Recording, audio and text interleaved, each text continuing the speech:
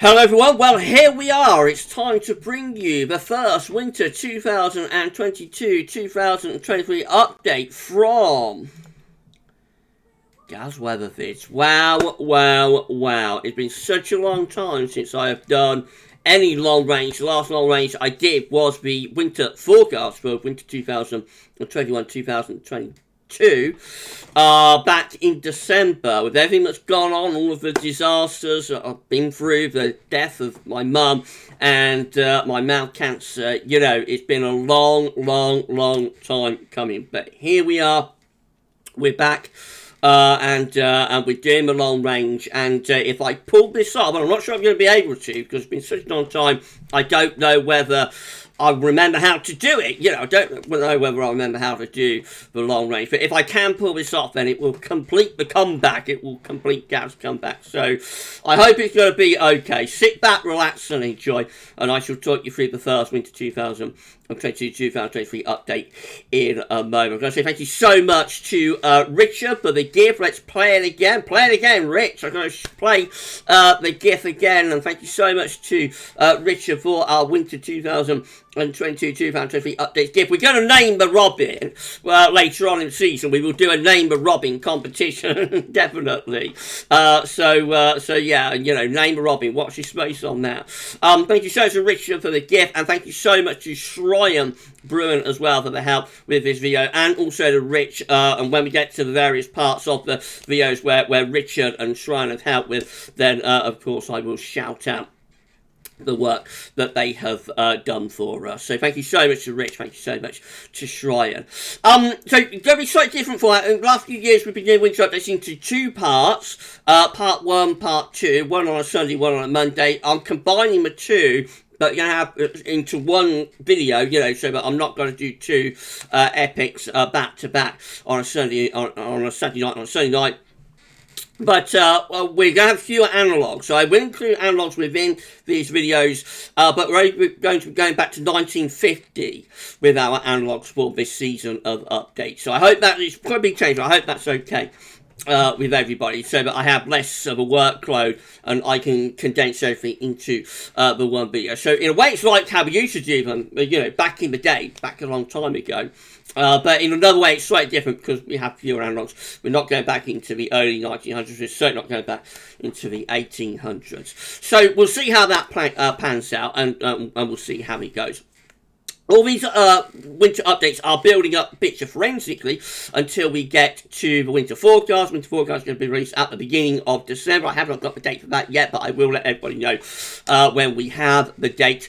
And so each one of these updates is important unto itself. You know, it's an important update unto itself, but it is building up the picture forensically, you know, for the winter forecast. It's like adding extra layers to the canvas and so on until we finally get the finished picture, which is always when we release our winter forecast. And I say the winter 2022-2023 forecast will be released at the beginning of December. I think that's pretty much everything I'm going to tell you. I just want to say thank you so much for all of the support over these past few weeks and months. It's been an incredibly difficult time for me and for my family, but you've been with me on the journey all the way. You've gone through all of the crises and, you know, everything that's happened.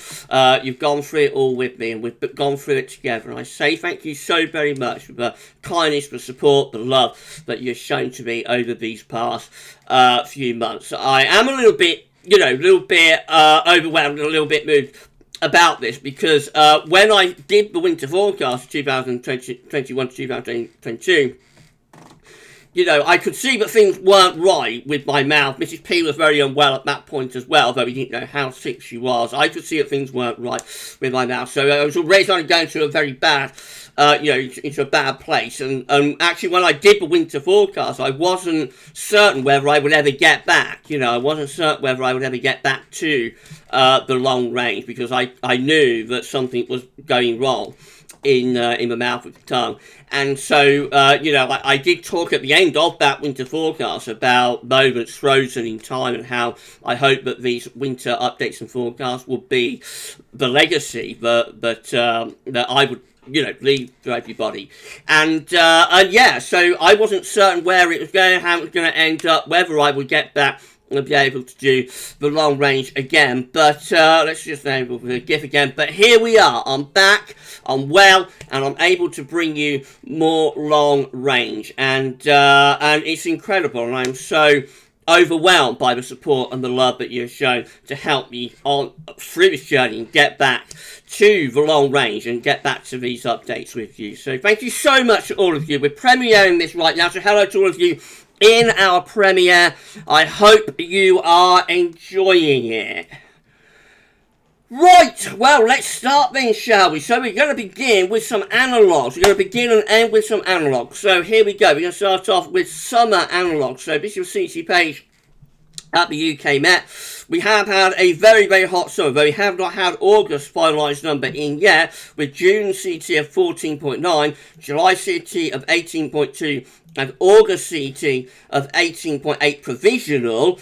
We can see that we have had one of the hottest summers on record. Certainly a top 10 hottest summer, almost certainly top 5 hottest summer, probably a top 3 hottest summer for the CET. And so very simply, we're going to be looking at winters following the top 10 hottest summers, because why not? Thank you so much to Shrya for getting these years together for us. So at number 10, we've got sort of 1997.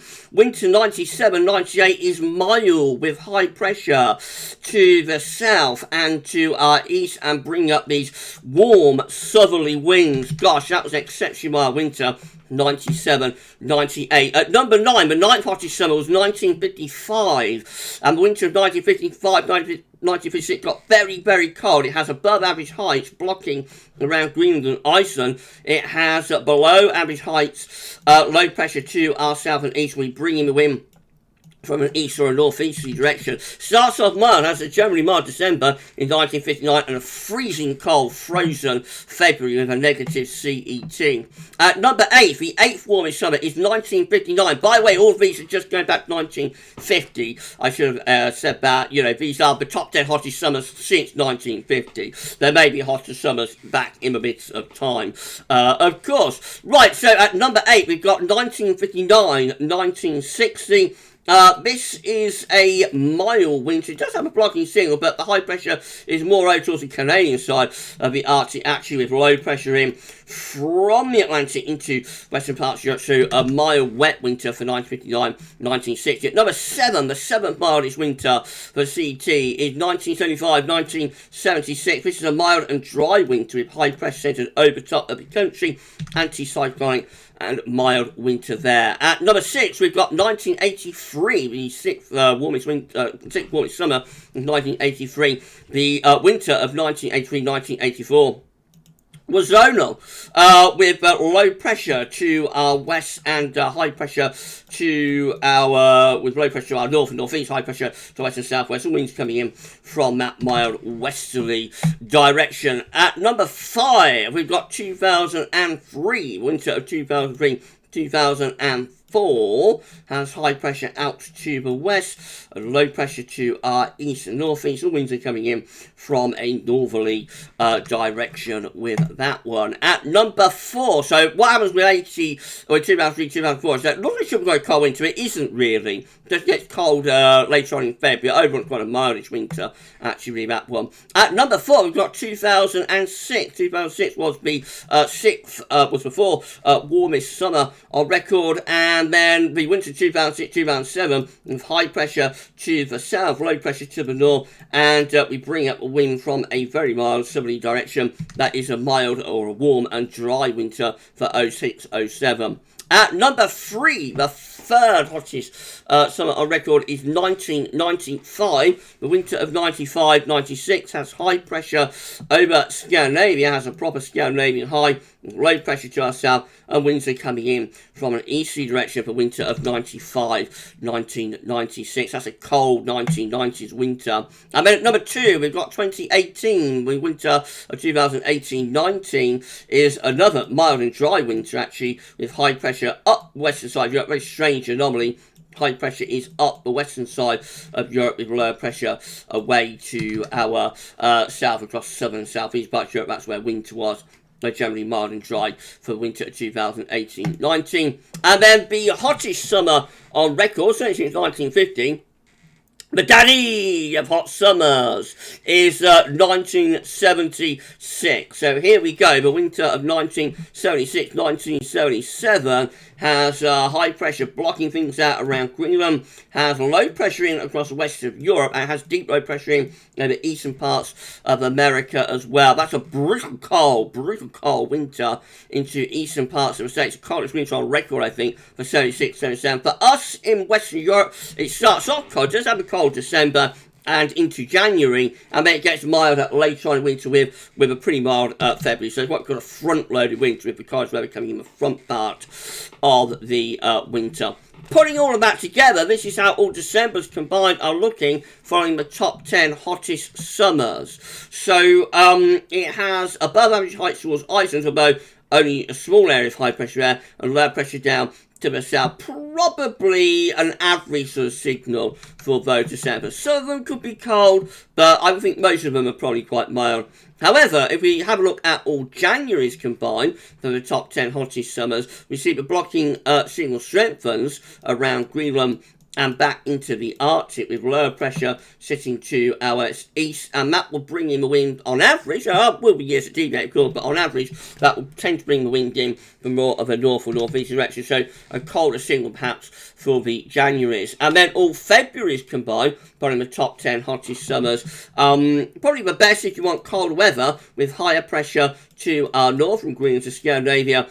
Low pressure is to our south, and winds are coming in from an easterly direction with those Februaries on average. So the potential is there for things to get colder as winter progresses. Again, I've got years that will deviate from that and do things differently. So I've got 1976 in the mix, for example, and that has a cold December and a mild February combination. But on average, it looks like these winters that follow the top 10 hottest summers, it looks like on average they do have colder potential as they go further on.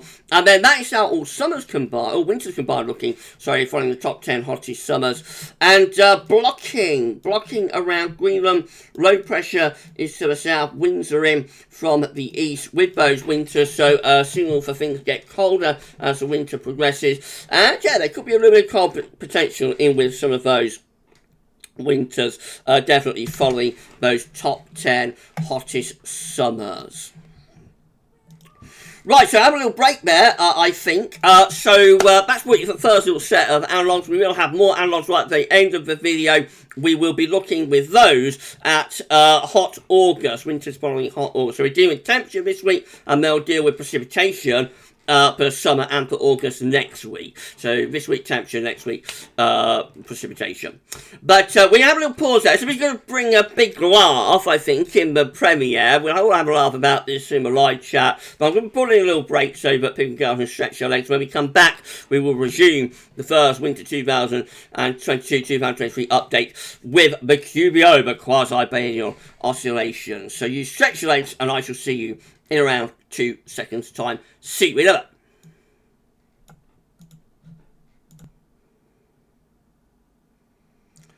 Okay, we're back. That's a good break, wasn't it? Did you enjoy that, everyone? I hope you had a nice break there. Especially all of us watching it in the premiere. What a break that was. What did you do? I went off and had a little bit of magic tea, I have to say. So I might start getting a little bit giddy. I don't know. Right, I'm so sorry, everybody. Right, so we're ready to resume the first winter 2022-2023 update from GavsWeatherVids. Let's play it again. There we go. Thank you, Rich, for the GIF. Play it again, Rich. Well, that's what I said, actually. It will be play it, Rich. play as the GIF as time goes by, or something like that. No, I'm so sorry, everybody. Right, so we're ready to resume the video. If you enjoyed it so far, please you like, share, subscribe, and thank you so much, everybody, for doing that. We're going to start this next section with the QBO, the quasi-biennial oscillation. So let's have a look at that. This is from NASA, and this is showing QBO phases back to 2019. So this is like the top of the atmosphere, the stratosphere at 10 HPA, and this is the troposphere at 30 to 50 HPA. This sandy area here, that's the westerly QBO, but we have in 2020, 2021, and this blue-green area, this is the last easterly QBO phase that we had last winter for 2021, 2022. We're now back in the westerly QBO. You see how the westerly QBO has descended from the stratosphere to the troposphere. There it is. You see that the westerly QBO is now very, very clearly and obviously from the stratosphere into the troposphere, and so this winter 2022-2023 will be a westerly QBO winter. We probably won't show this every week because all we're going to see with this is the QBO will get stronger and stronger, but you will see it periodically through the updates, and what we can say for definite, for 100%, is that this will be a westerly quasi-biennial oscillation winter, and later on in the updates we will attempt to explain what that could mean through reanalysis. So, we're waiting for the QBO number to be revealed for August. This is from NOAA. As I'm recording this video on the 3rd of September at 20 past 8 in the evening, the westerly QBO number is not in. So, we're still waiting for that to be revealed. When we get that, we will bring it to you. Hopefully, I'll have that for you for next week's second update with a bit of luck. You can see what's happening. The negative numbers are the eastern QBO phases. So, through the second half of last year, you see these increasingly negative numbers coming along on a month-by-month basis. That's the ECQBO reaching strong levels. And then in the summer, it reversed. We reversed the ECQBO and started picking up positive numbers, a positive number. In July, we'll have an even more positive number, though, for August, and that is Westerly QBO phase picking up. So, the reason we look at the QBO is that when you're in a western QBO, you strengthen the zonal westerlies. When you're in an eastern QBO, you weaken the zonal westerlies. So a westerly QBO can increase your chance of a milder winter, and an eastern QBO can increase your chance of a colder winter. Not that straightforward, though. Many eastern QBO winters are mild, such as last winter, while many western QBO winters or some western QBO winters can be cold. So it's never all that straightforward. We'll keep an eye on the QBO over the next few weeks and months, and next week we will have the QBO number for you, I'm quite sure. Arctic Oscillation Observer forecast looking like this. So we're currently in a negative AO, Arctic Oscillation. GFS ensembles are forecasting that the Arctic Oscillation is going to stay on the negative side of neutral, but will get much closer to neutral. So the blocking signal that we have for the beginning of September over the Arctic is going to release itself a little bit. It's going to weaken, relax its grip. But nevertheless, it looks like we're going to stay more or less on the negative side of neutral. So the AO is like an index that's reflecting the atmospheric state. When it's positive, we've got low pressure over the Arctic. When it's negative, we've got high pressure blocking over the Arctic. Blocking is originating cold air out of the Arctic down into the pole. That's the reason we look at the AO, and it becomes particularly important the further on we go into winter. So it's not something to dwell on too much at the moment, but it does become much more important later on in the updates. The NAO has also been negative, so we see from black line just here, we're currently in negative territory with the North Atlantic Oscillation, and the GFS ensembles are forecasting the NAO to go even more negative, actually, over the first week of September, before then starting to pick back up closer to neutral. But still, again, similar to the AO, still, again, on the negative side. So both indexes are in negative territory, and I think that's the reason we're changing the pattern at the moment into something wetter and possibly eventually a little bit cooler compared to the hot, dry weather we've had over the past few weeks and months. As I say, these indexes become much more important and pivotal as we get closer to the winter. Polar vortex, not much side bit at the moment, but where you got this, this from the GFS at Metro CL, where we've got this lighter green changes here, that is like the beginnings of the polar vortex. You can see a little bit of blue over Greenland there. These are temperatures at 10 HPA, which is where the polar vortex resides as its roots in the stratosphere, if you like. As we go over, this is the forecast from the GFS 12, and on Saturday, the 3rd of September. As we go through the next few days, you see those blue colours, you know, are increasingly there over the North Pole. Doesn't look all that much to write home about, but this is very much the beginning of the polar vortex, and as you get into the extended range with the GFS 12, as you notice those blue colours expand and deepen. So the polar vortex strengthening over the next couple of weeks, as you would expect, due to the fact that we are going through September, we're going into the autumn increasingly. Temperatures are getting colder and colder in the stratosphere at 10 HPA, and I say that is like the roots of the polar vortex. In a week or two's time, we're going to have a look at some forecasts for the polar vortex for this coming season from some long-range models at Copernicus.eu. Always important, keep a close eye on the PV.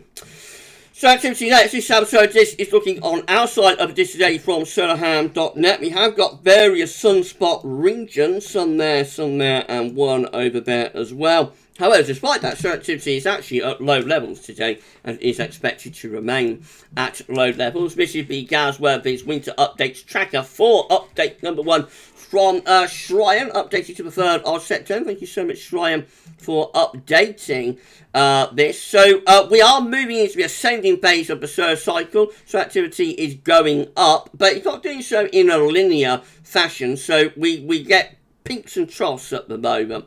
Back in June, we virtually had no solar activity for a day or two. We haven't been that low since then, and probably won't be until we move into the descending phase of the solar cycle now, I wouldn't have thought. But you see, even so, the orange spots are each individual day's worth of sunspot activity. And you see that some days are spiking up, but some days are still dropping down, and then spiking up, and then dropping down, and some. The thick green line is the 30-day average, and you can see that's relatively flat, actually. It's not sort of lifting up and taking up all that dramatically. So the biggest peak so far with the solar cycle is there back in May, when we had the biggest spike of the solar cycle 25 so far. Since then, the green line's actually been a little bit flat, I think, a bit of a lift up there, but overall not taking off at this stage. So we've kind of like eased back on sunspot activity a little bit. I think this is again from Shryan, showing solar cycle 24 compared to solar cycle 25. Each blue spot is each individual month's worth of solar activity. You see that so far the most active month has been May, that blue spot just there, but then June dropped it down. July picked it back up again, and August, we have got August spot, which is just there, and that drops down again. Compared to this point in solar cycle number 24, it looks like we're quite close, really. The comparable year to this year is 2011. It looks like we're pretty close, really, to 2011. Late 2011 did have a spike, did have like the first maximum. We had two maximums for solar cycle 24, one in the end of 2011, one at the beginning of 2014. The first spike occurred at the end of 2011. That first maximum, that spot just there. So if this carries on, you know, being quite closely aligned, we might see sunspots spiking up in the latter stages of the year. But at the moment, you know, we're pretty close. We're pretty close, like 2011, 2012. This period just here, which is like the comparable period, I think, for solar cycle number 25 to solar cycle number 24. Thank you so much to Shryan for that data. Shryan will be keeping the solar tracker updated every week for us as we go through our winter updates. This is from Richard. This is showing spotted days from friend Richard Trott. Richard's on holiday at the moment. Happy holidays, Rich. I'm sure you'll be watching us from your villa in Spain. I'm sure you will. Thank you so much, Rich. Right, so 2021 so far has had 301 days with sunspots, which is 82% of the year so far. That is comparable actually, to, no, where am I? That's 2021. What am I doing? 2021. I thought that percentage was a bit low. That's 2021. Okay, so 2022 is just here. 204, that's better. 245 days without sunspots, which is 99% of the year, which I'll have a laugh at that. No, that's right. 245 days with sunspots so far, 99% of the year, comparable to 2021, which had 301 days with sunspots, which is 82% of the year, and then 2020, which had 158 days with sunspots, which was 43% of the year. And of course, our solar minimum year was 2019, which had 84 days with sunspots, which was 23% of the year. Our comparable year to 2022 is 2011. 2011 also had 99% of the year, 363 days with sunspots. So very close, very close with 2022 up there, very close from 2022 to 2021. Thank you so much. Thank you so much, Rich and Shryan, for the data. Oceans data next. So this is how the oceans looking. We've got 4 areas of interest. This is how oceans were looking when we did last week's sunny round. So we've got the ENSO region just here, the actual Pacific Ocean, these blue colours here, signature of landing. You've got the Northern Pacific up here, a particular focus on the Northeastern Pacific from Newfoundland around Canada and off the coast of America. We've got the Indian Ocean over there. We've got the North Atlantic Ocean over there. That's how the ocean's looking when we did last week's Sunday roundup. This is the latest as of the 2nd of September. Let's deal with the ENSO region first of all. So I think we're seeing a further strengthening of the La Nina signature. If we go back to last week, that's how the blue curve's looking there. The La Nina signature was like that last week. Going forwards, I think I've seen a strengthening of La Nina. It's become stronger over the past week, especially through that area just there. But all regions of the ENSO region indicating La Nina condition. This is going to be the 3rd La Nina winter, which is quite unusual. Later on in the updates through reanalysis, we'll explain what the impacts of that could be. But, quite unusual to get 3 back-to-back La Nina winters. Going northwards into the Northern Pacific, again, that's how things were looking last week. This is how things are looking this week. Still generally very warm here across the Northeastern Pacific. We'll wait and see whether that responds to La Nina and cools down as we go through our winter updates. And then over in the Indian Ocean, we've got a negative IOD with cooler sea surface temperatures towards the coast of Africa and warmer over towards Indonesia. That is what we call a negative Indian Ocean dipole. In the polar vortex of June winter 2019-20, we had a very strongly positive IOD leading up to that winter, and there was quite a bit of speculation that the positive IOD might have helped at least the really mild zonal wet polar vortex of June winter of 2019-2020. So we've got the opposite of that for this winter. Whether that's a good thing for people who want a cold winter or a bad thing for people who want a cold winter, we will probably try and explain through reanalysis later on in the updates what a negative IOD could mean for this winter, if that's possible. I don't know if it would be possible. I'll have to have a chat with Shrine about that, but we will, hopefully be able to explain what negative IOD could mean. And then over in the North Atlantic, it's certainly going to be different to 2019-2020 though, in terms of the IOD. Over in the Atlantic, this is how things looked in the North Atlantic when we did the Sunday roundup last week. This is the latest. So just generally getting warmer. It is extraordinarily warm in the northern part of the Atlantic, particularly around Newfoundland. Just here, my word, but almost off the scale warmth through there. This cooler area, like north of the around the Azores, north of the Canary Islands, that cooler area has shrunk over the past week as well. So overall, I think it's just very warm seeing across most parts of the Atlantic. The tropics are warm, the Caribbean and Gulf of Mexico are warm, very, very warm further northwards. Those sea surface temperature anomalies. It does look a little bit as though the Atlantic is on fire, doesn't it? This is a 7-day change. This is how the sea surface temperatures have changed over the past 7 days. In the ENSO region, we have seen some places that have warmed a bit, some places that have cooled a bit, but overall I think the signature for La Nina has strengthened. Definite warming has occurred over the past week, over the past 7 days, over the past week in the northeastern Pacific Ocean. Warming has lifted up through the tropical Atlantic. The tropical Atlantic has warmed over the past 7 days. It has cooled a little bit through the central portion of the northern Atlantic Ocean. But overall, most parts of the Atlantic are still warming. Most parts of the Pacific are still warming. And over in the Indian Ocean, varies from area to area. But it looks like this area has become quite warm between Indonesia and Australia. And this area looks a little bit cool, so that probably keeps the negative IOD going. CFSB2 is forecasting La Nina to continue and possibly reach moderate values later on. So that's where we currently are with La Nina. Temperature on the side, dates on the bottom, of course. The black dash line is just on me. That does chop down a little bit as we get towards October and November, possibly just about reaching moderate La Nina threshold. It certainly looks like this will be a La Nina winter again, third La Nina winter on the bounce. The only question is how strong will the La Nina get? Some oscillation index from Bureau of Meteorology and Queensland government looks like this. Remember, the SOI is an index that's reflecting the atmospheric state. So when you're in a positive SOI, you're reflecting La Nina. When you're in a negative SOI, you're reflecting El Nino.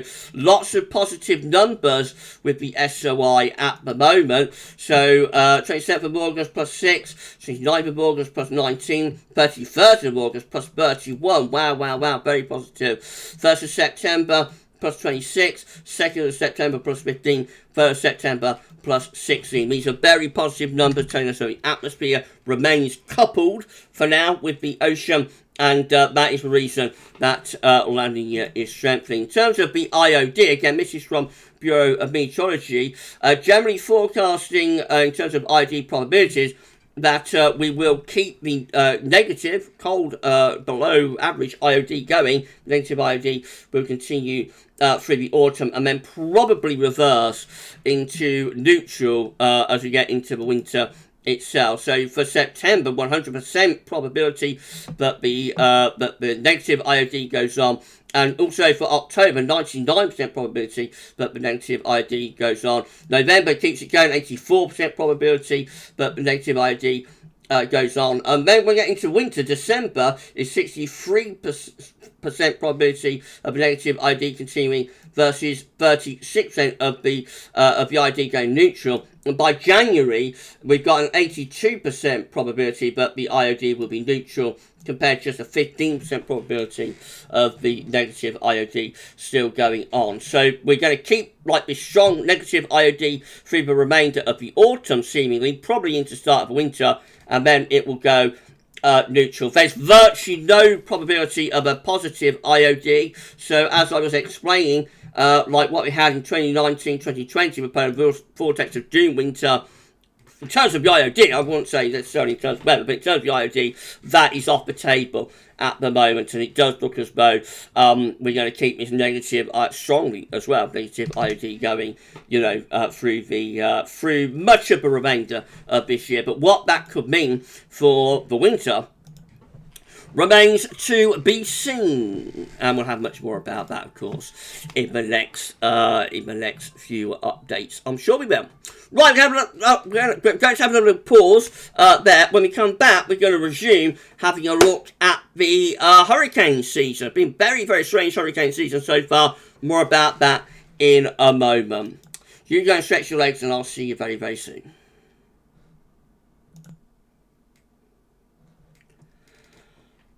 Okay, we're back again. Another big laugh in the live chat while we're premiering this first Winter 2022-2023 update. I'm sure. Hello, thank you so much, everybody, for tuning in. I hope you enjoyed this first update so far. We've still got a little bit to show you. We're going to show you hurricane data. We're going to show you snow cover and Arctic size data, and then we're going to have some more analogues to close out the video. But if you've enjoyed the video so far, please can you like, share, subscribe, and thank you so much, everybody, for doing that. I hope you're having a lovely time. I hope we're having a lovely time in the premiere. Okay then, so let's have a look what's going on with the hurricane season. It's kind of interrelated to what I'm just talking about with sea surface temperature anomalies, of course. So it's been a very strange 2022 Atlantic hurricane season so far.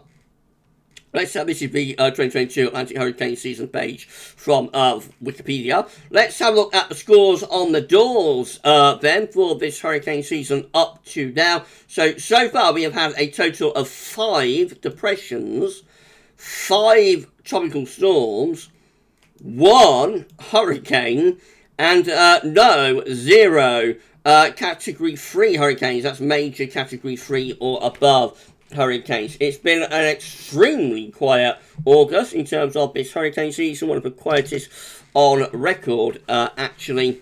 And in terms of ACE, very, very low ACE numbers as well. Shryan has updated this for us. Remember, ACE, accumulated cyclone energy, is like telling us how much energy each storm has emitted, and then you get an overall ACE number for the season. So the classifications for ACE is below normal, near normal, above average, or hyperactive. So if we come down, we start 1851 with this, but we're going to come down very quickly to the current year, to 2022. That's our year just there. And you can see that ACE so far is just 5.70 for this hurricane season. We should, by this point in the hurricane season, be at 43.10, 43.10. So we've barely had any ACE at all, actually. We've barely had any accumulated cyclone energy at all for the season, and that is after 4 storms, 1 hurricane, and no major hurricanes. By this point, you would have expected to have had 7 tropical storms, 3 hurricanes, and 1 major Category 3 or above hurricane. So a very, very slow start to this hurricane season, one of the slowest on record. Next week we're going to have a bit of a look at that, I think, and see which years were the lowest up to this point for the hurricane season. So we'll bring that data to you, probably through a table. Maybe Shrine can do us a table or something. I've not spoke about this with it, so I'd be surprised, but maybe Shrine can do us a table or something next week, and we'll be able to see how this is how this hurricane season, matches up to the earlier, quieter ones. Right, we did GavsWeatherVids Sunny Roundup last week. We showed you, thank you so much, Shryan, for updating the ACE page. You'll see that every week between now and the end of November. Last week we did GavsWeatherVids Sunny Roundup. We showed you Eurasian snow cover. It's a famous chart being included in this in our winter updates right from the beginning, right from 2012, of course. Barely anything going on, but we did have a few little white patches here and there, probably over mountainous areas. This is how things look with the latest, though. As of Friday, the 2nd of September, it looked like that. And a little bit of an increase, actually, in Siberian snow cover. I mean, it's nothing to get excited about, nothing to write home about. Very patchy in nature, but this early in September, it's quite unusual to see any white patches over Siberia, actually. So already you've got a little bit of snow cover across those extreme eastern and northeastern parts of Siberia. Of course, this whole area will fill up with snow over the next 3 months. How quickly that happens remains to be seen, and this becomes much more important period when you get into October. Really, October is the key month for seeing how quickly that snow line advances over Russia and Siberia. And that's when we start doing the comparisons back to previous years and whatnot. But yeah, a few white splotches, a few white patches to go at. Definitely there has been some snow falls. In terms of Arctic sea ice, you can see Arctic sea ice on this chart, by the way, with this yellow area just here. That's where we've got Arctic sea ice, and where the yellow area is gone and been replaced by blue, that's where we've had melting, in terms of the melt season. So this is how Arctic sea ice extent is looking. This is, of course, from National Snow and Ice Data Centre. Now, the blue line is this year's current melt season, from the peak of this year's Arctic sea ice extent up here around March to virtually at the low point now as we go into September. Probably another week or so of melting to go. How does that compare with previous years? Let's have a look. This is 2021. So we're very, very close to this point in 2021 in terms of Arctic sea ice extent. That is 2020. And we are quite significantly above 2020 for Arctic sea ice extent right now. That is 2019. We're above 2019 for Arctic sea ice extent. That is 2018. A little bit above 2018, not much in it. That is 2017. we're a little bit above 2017 for Arctic surface extent, but it's 2016 which we are above for Arctic surface extent at this point in the Mount season. About 2015, we're above that one too, so doing pretty well, you know, compared to previous years. 2014 is the first one that we're under. We're a little bit under 2014 for Arctic surface extent. That is 2013. Virtually on a par with that, really. This is 2012. This is the record minimum year. Quite a long time ago now. You would have thought we'd have beaten that 10 years ago. And it does look as though we're not going to get like a record minimum for this year. So the record from 2012 in terms of Arctic surface extent minimum is safe for another year. That red dashed line is 2012. Let's go further back. That's 2011. So we are above 2011 for Arctic surface extent at this point. That is 2010, which we are bang on. We're bang on 2010. 2009, we're very, very close to 2009. Just a little bit under it, but hardly anything in it. That's 2008, a little bit above 2008. Again, hardly anything in it though. That's 2007, which we're doing better than. So we're not doing too badly again this year for Arctic surface extent. So that's 2006. That's the first year we are significantly under 2006. That's 2005. We're a little bit under 2005 as well. That's 2004, which was quite significantly under. Now, of course, we're going further back, and we expect to be quite significantly under these years. That's 2003, 2002, 2001. Look how far below 2001 we are. Right now for Arctic surface extent. That's 2000. That's 1999. We're going to go right back to 1979 if we can. That's 1998. Look how far under 98 we are. That is 1997. Wow, big difference. That's 1996. You see that as we're going along, we're getting further and further away from these years. That's 1995. That was a big melt season in 1995. That's like the very first really big melt season. We are, though, of course, under 1995. We're significantly under 1994 as well. That's 93. That is 1992. That's 1991. That is 1990. That's 1989. Gosh, that's 1988. That's 1987. 1986. You won't find this content anywhere on YouTube, I don't think. This is exclusive content. And, you know, unique content too. That is 1985. That is 1984. That is 1983. That's 1982. Wow, that's 1981. Look how far under 1981 we are this year. That's 1980. I mean, as far as back as we can go in the satellite era, it's 1979. Let's just see how we're comparing to, so the further back you go, the further away we get. Let's see how we compare with our averages. So the 79 to 90 average, obviously, you're going to be under that. The 91 to 2000 average, going to be under that as well. The 2001, 2010 average, not that far away from it. And the 2011, 2010 average, interestingly, the 2011 to 2020 average, I should say, interestingly, we're a little bit ahead of our most recent 10-year average. That's how we do for Arctic surface extent. It's a big melt season, but nowhere near 2012. And there are several years there recently that have had a bigger melt season. We've got another week or so of melting to go. Last thing to look at is some analogues for this video. How long have we been talking for? So we're at 42 minutes. We'll rattle through these as quickly as we can. So we're going to look at August. So we know that we've had a hot August. Provisionally the CT is at 18.8 up to the 30th. We're waiting for the finalised number to come in. Wherever the finalised number comes in, this is one of the hottest Augusts on record. And so to finish off this first winter 2021, 2022, 2023 update, we're going to look at winters following August with a CT range of 17.5 to 19.1. The first August, first winter, will be 76, 77. We saw it earlier with high pressure blocking around Greenland.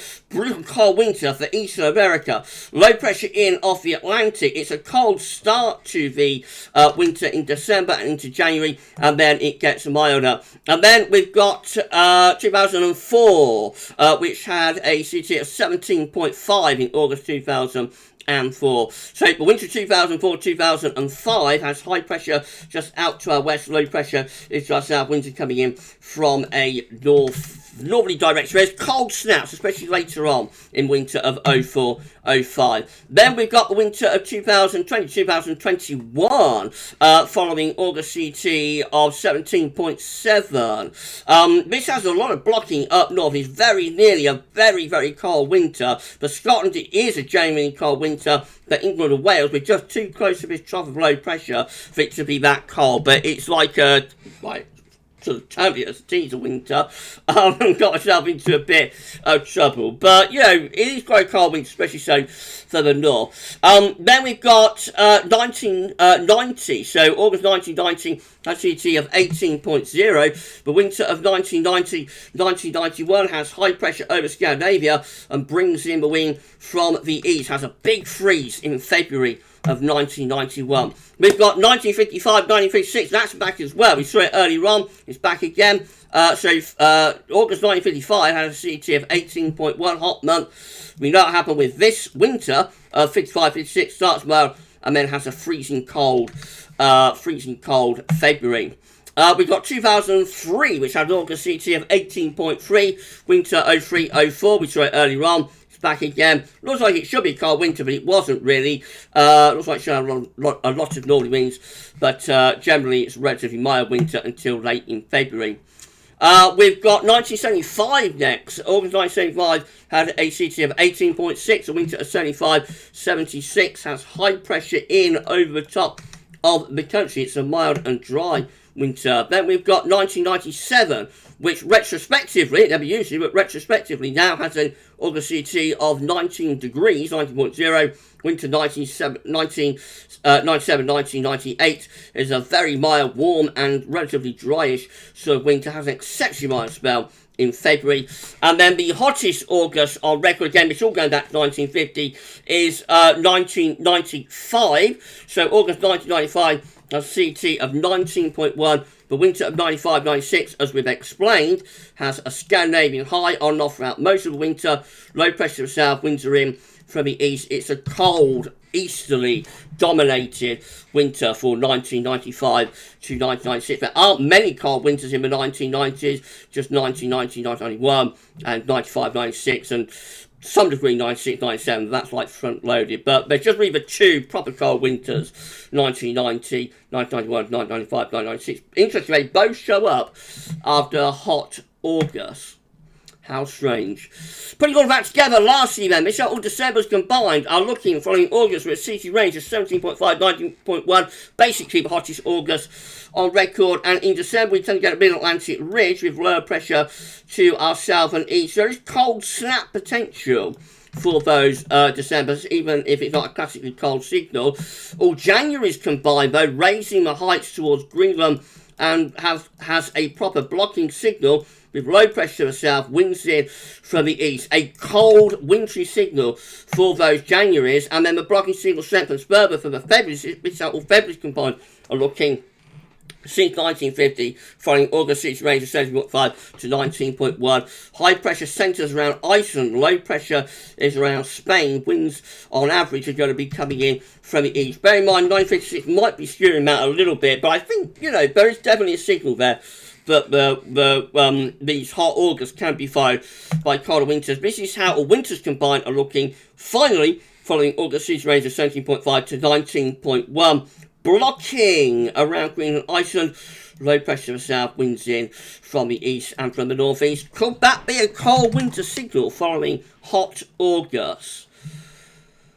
I wonder. And we're done for the first winter 2021-2022 update. My word, 47 minutes. I wanted to bring it out to about 45 minutes, so I don't think we've done too badly at all, especially going through all of those years back to 1979 for Arctic Science Centre. I'm quite pleased with the running time on this, and this will be the kind of running time I'm going to be aiming for over the rest of the updates as well. So I hope you've enjoyed this first Winter 2022-2023 update from GavsWeatherVids. Thank you so much for watching. Thank you so much to all of you in the premiere for watching this with me. And thank you to Richard and to Shrine for all of the help on this update. Thank you so much, guys. Right, so we'll be back next Sunday with the second Winter 2022-2023 update. And we'll be doing winter updates every week, right way through to the beginning of December, when we will release our forecast. We'll be doing a live stream tomorrow, Monday at 8 PM, where we will discuss this winter update. I'm sure you have questions on that to ask me, so we're having a chat about it in the live stream tomorrow.